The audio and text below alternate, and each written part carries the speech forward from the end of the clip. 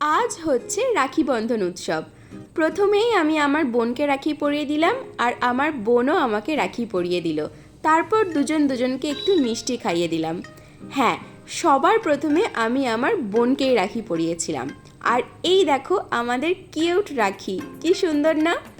আর আমি অনেক দিন ধরেই ভেবে রেখেছিলাম যে এইবারে ভাইকে ফুলের রাখি পরাবো, আর সেই জন্য এবারে আসল গোলাপ ফুল দিয়ে বানানো রাখি কিনে এনেছিলাম। কি সুন্দর রাখিগুলো দেখতে। তারপরে আমি আমার ভাইকে রাখি পরিয়ে দিলাম, আর আমার ভাইকে আমি গিফটও দিয়ে দিলাম, আর ভাইও আমার জন্য গিফট এনেছিল, আমাকে দিয়ে দিল। এই রাখি বন্ধন উৎসব, ভাইফোঁটা, এগুলো কত মিষ্টি একটা উৎসব, তাই না? আর জানো তো, ভাই একমাত্র আমাদের সকলের আদরের ছোট ভাই।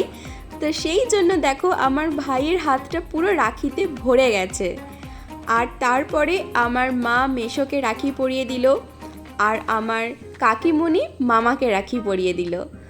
শনিবার যেহেতু রাখি পরাতে নেই আমাদের, তো সেই জন্য শুক্রবার রাতেই আমরা কিন্তু এই রাখি বন্ধন উৎসবটা পালন করেছিলাম। আর আজ কিন্তু আমাদের দিনটা বেশ ভালো কেটেছে, বেশ মজায় কেটেছে।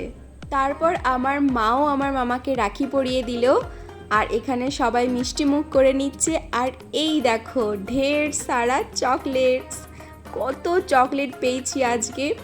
রাতে একবারেই নিরামিষ রান্নাবান্না হয়েছিল, কিন্তু আমি শুধুমাত্র খেয়েছিলাম এই হিঙের কচুরি আর পনিরের তরকারি। আরও অনেক রকম রান্না ছিল, যেরকম আলুর দম ছিল, সিমুয়ের পায়েস ছিল, অনেক রকমের মিষ্টি ছিল, কিন্তু আমি সেগুলো কিছু খাইনি বলে আর ভিডিও করা হয়নি। তো চলো আজকের মতো এতটাই।